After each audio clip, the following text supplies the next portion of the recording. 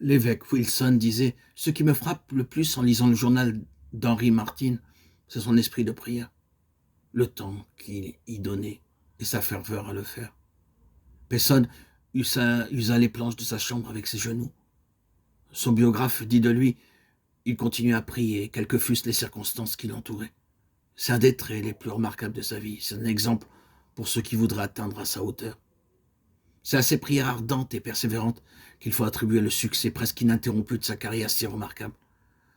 Le marquis de Renty, à qui Christ était très précieux, donna à son domestique l'ordre de l'appeler au bout d'une demi-heure quand il était en prière. Mais cet homme vit son visage au moment où il ouvrit la porte de sa chambre. Et ce visage était empreint d'une telle sainteté qu'il ne put le déranger. Ses lèvres bougeaient, mais il ne proférait aucun son. Il attendit 3 demi-heures, puis il appela son maître, qui se releva de ses genoux, disant que la demi-heure était peu de choses quand il était en communion avec Christ. Brenner disait « J'aime être seul dans ma chaumière, où je puis passer beaucoup de temps en prière. » William Bramwell est réputé dans les annales méthodistes pour sa sainteté personnelle, pour ses succès dans la prédication et pour ses merveilleux exaucements de prière. Il priait pendant des heures. Il passait presque sa vie à genoux. Et quand il faisait ses tournées pastorales, il était comme une flamme de feu.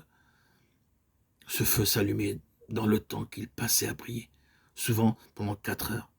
Et il ne cessait de prier dans la solitude. L'évêque André West passait 5 heures par jour à prier et à méditer. Sir Henry Havelock, le général anglais, le vainqueur de Lucknow, passait les 2 premières heures de la journée seul avec Dieu. Si le camp devait être levé à 6 heures, il se levait à 4 heures. Le comte Kerms se levait chaque jour à 6 heures pour avoir 1 heure et demie à lire sa Bible et prier avant le moment de célébrer le culte domestique. Le succès qu'obtenait le docteur Judson par ses prières est attribué au temps qu'il y consacrait. Il disait « Arrange tes affaires de sorte que tu puisses facilement donner 2 ou 3 heures par jour, non seulement à tes dévotions particulières, mais à prier secrètement et à communier avec Dieu. Efforce-toi 7 fois par jour de te retirer des affaires de la société et d'élever ton âme à Dieu dans un lieu à part. Commence ta journée en te levant peu après minuit et en donnant un peu de temps pendant le silence et l'obscurité de la nuit à cette œuvre sacrée. Que l'aube du jour te trouve pareillement occupé, ainsi qu'à l'heure de 9, 12, 3 et 6 heures. Encourage-toi pour la cause de Dieu. Fais tous les sacrifices en sa faveur. Réfléchis que le temps est court et que soit les affaires, soit la société ne te dérobent pas à ton Dieu. Impossible,